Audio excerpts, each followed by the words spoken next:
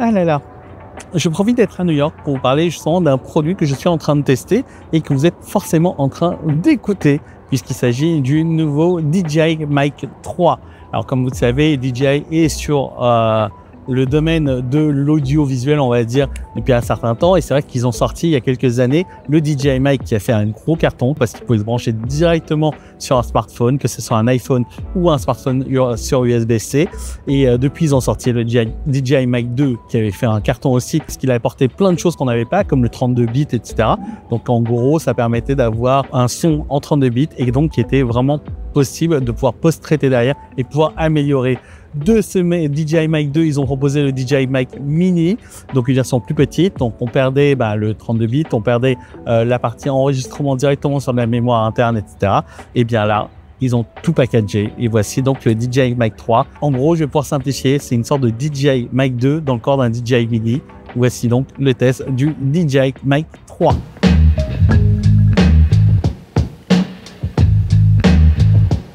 On est donc de retour dans le studio parce que c'est quand même plus simple pour vous présenter les nouveautés que sont justement ces DJI Mic 3. Alors, ce sont des micros, vous avez pu les tester, vous avez pu les entendre justement durant l'intro, vous allez pouvoir les entendre également lors de cette conclusion qui a été tournée avec ces Mic 3. Du coup, là, en studio, j'ai dû les débrancher pour pouvoir vous les montrer. J'ai pas de deux paires malheureusement et c'est un peu dommage. Oh, ça fait bizarre quand je dis ça. Pourquoi? J'ai pas de deux paires. Bref, tu vas couper ou pas, on verra bien.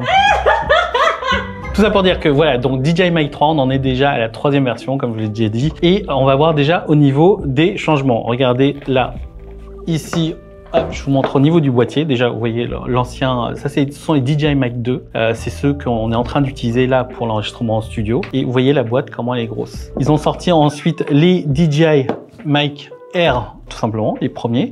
Et on peut voir que la boîte a drastiquement rapetissé par rapport au DJI Mic 2. Et donc là, dans cette pochette se trouvent les DJI Mic 3. Et dans cette pochette, on trouve non seulement un boîtier qui est un peu plus gros cette fois, mais qui reste assez portable puisqu'il y a une grosse évolution, c'est que avant on avait notre boîtier avec les transmetteurs et les récepteurs et on avait surtout une pochette à côté avec tout ce qui était ce qu'on appelle les dead cat, on avait les câbles, etc. Et donc tout était séparé, il fallait vraiment travailler ce genre de truc. Alors c'est vrai que c'est pas très encombrant, mais toujours est-il que ça faisait quand même beaucoup de choses à emporter. Dans le DJI Mic Air qui était sorti, on a eu l'avantage déjà de pouvoir mettre les dead cat directement sur les transmetteurs. Voilà. On avait le récepteur qui était relativement petit, mais la grosse différence, c'est qu'il n'avait pas d'écran dessus. Donc on avait un petit contrôle avec le volume ici. Voilà, qu'on pouvait monter ou descendre, mais on n'avait aucun autre retour précisément. Et là, justement, on était passé quand même de cet émetteur-là à cette taille-là, ce qui est quand même relativement impressionnant en vrai. Malheureusement, quand on est passé à cette taille-là, on a perdu une fonction qui était essentielle et qu'on va retrouver justement sur les DJI Mic 3, c'est la mémoire embarquée et donc le fait de pouvoir enregistrer directement son son sans forcément être sur une source. Parce qu'avec cela, on pouvait bien évidemment enregistrer, mais on n'avait pas d'enregistrement physique, c'est-à-dire qu'on n'avait que le son lié à la caméra, par exemple, ou à son PC ou à son Mac, mais on ne pouvait pas enregistrer un fichier à part. Ici, sur le DJI Mic 2, on pouvait le faire, et bien sur le DJI Mic 3, on peut le retrouver aussi avec ce qu'on parle, on parle souvent de cette virgule flottante 32 bits, et en fait c'est un réglage qui permet justement d'avoir un son beaucoup plus qualitatif. Alors ça s'entendra pas forcément ici, parce qu'on est quand même dans un environnement qu'on maîtrise, mais si on est dans un environnement difficile, le monteur vidéo va pouvoir avoir accès à une sorte de plage dynamique audio qui va permettre justement de modifier le son et de pouvoir le régler justement dans ses moindres détails, et ça c'est vraiment pas mal. Petite chose qu'on avait apprécié donc avec le DJI Mic Air, c'était le fait de pouvoir ranger le câble ici, tout simplement. Donc c'est tout bête, mais le fait de pouvoir emmener son câble partout sans ne pas le perdre quelque part, ça c'est un vrai plus. Et bien on va retrouver tout ça. Alors, je vous montre le DJI Mic 3. À l'intérieur, on retrouve non seulement les deux transmetteurs avec la même taille quasiment. Vous voyez que la taille est à peine plus grosse, le logo ici un peu différent et tout, mais à l'intérieur on va retrouver maintenant 32 Go de mémoire interne, et donc le fait de pouvoir enregistrer directement sur ce petit transmetteur le son en plus de la source sonore. Donc ça, c'est plutôt cool. Quant au récepteur, on retrouve une taille plutôt normale, mais surtout, on retrouve un écran. Et ça, on l'avait pas justement. Et ça, c'est vraiment quelque chose qui est très bien. Et un autre truc aussi que j'ai vu quand je l'ai allumé pour la première fois, c'est qu'il propose dès le départ un réglage pour être soit en intérieur, soit à l'extérieur. Donc il va reconnaître à partir de là, il va optimiser le son pour une capture si vous êtes en extérieur. Donc pour les intros et la conclusion de cette vidéo, c'est ce que j'ai fait. J'étais à l'extérieur, j'ai pu l'entrer. Et ici, il suffit de choisir Indoor parce qu'on est dans un environnement fermé. Et puis voilà. Et regardez, une fois que ça va apparaître, on va voir justement que c'est assez pris. Alors il y a des options maintenant qui permettent d'avoir des dead cat de plusieurs couleurs, donc c'est livré avec 2 noirs et 2 blancs noirs, on va dire. Je crois qu'ils sont là. DJI nous a envoyé des couleurs supplémentaires. Bon, c'est complètement gadget, mais bon, pour ceux que ça intéresse, voilà. Regardez, on a du vert, on a du argenté. C'est en fonction de ce que vous voulez. L'avantage, encore une fois, c'est que tout peut être intégré directement dans le boîtier de rangement. Donc on a les aimants qui sont ici, les fameux aimants, vous savez, qui permet de le clipser à une chemise. Nouveauté aussi par rapport aux anciens, c'est que la pince est aussi, on peut aussi l'enlever, donc ça permet de l'orienter un peu mieux, alors que sur l'ancienne version, on avait justement la pince et elle était comme ça et c'est tout. On pouvait pas faire grand chose. On pouvait l'orienter si on avait l'aimant, sauf que là, on peut le faire directement depuis la pince. Dernière petite chose, on retrouve bien évidemment le petit dongle USB-C, donc c'est compatible avec tous les smartphones USB-C. On peut acheter en option le dongle Lightning pour ceux qui ont des anciens iPhones, mais c'est vrai que dernièrement on est tous passés à l'USB-C. Et le tout se range toujours très bien là-dedans, comme ça, tout simplement.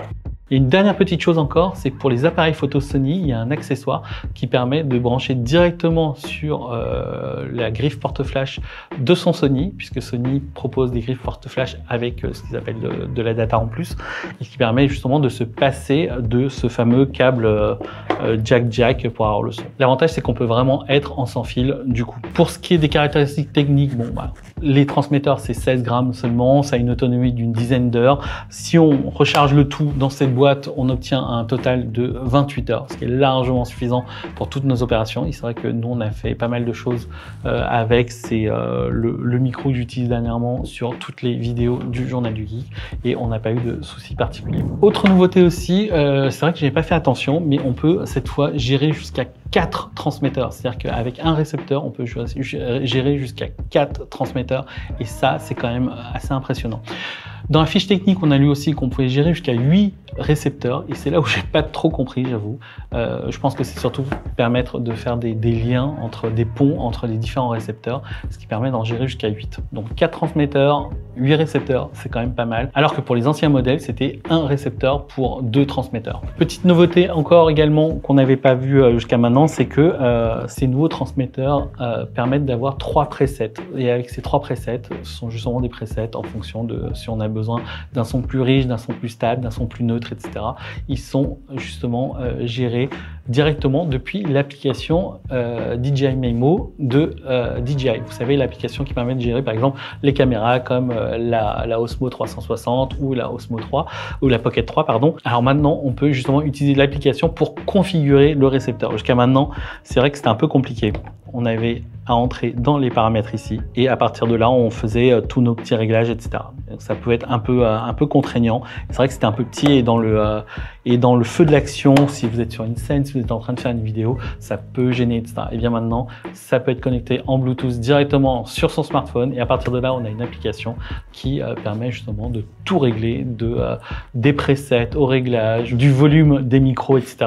Donc c'est plutôt intéressant. Pour finir, je vous rappelle qu'on est dans l'écosystème Osmo Audio de DJI et avec ça, il y a tout l'écosystème qui fonctionne. C'est-à-dire que si vous prenez un produit comme la Action 5, la Osmo Pocket 3 ou encore la Osmo 360, bien sachez que chaque transmetteur se connecte directement en Bluetooth dessus. Et à partir de là, vous avez un son équivalent au récepteur. Et ça, c'est quand même pratique parce que du coup, ça vous évite d'utiliser ça. Et au cas où, si votre produit ne fait pas partie de l'écosystème Osmo Audio, vous pouvez le brancher en USB-C. Ça marche par exemple avec les produits de la concurrence comme la Insta360 X5 par exemple. Ça marche très bien. On a juste à brancher sur le port USB-C directement. On n'a plus besoin de passer par les prises jack. Ça permet également de profiter du système audio. Voilà, c'est à peu près tout. Je voulais vous montrer un peu en détail comment était ce DJI Mic 3, qui est un système qui est assez complet. Et je vous retrouve dans très peu de temps pour la conclusion. Une des forces du DJI Mic 3, c'est de pouvoir se brancher un peu partout.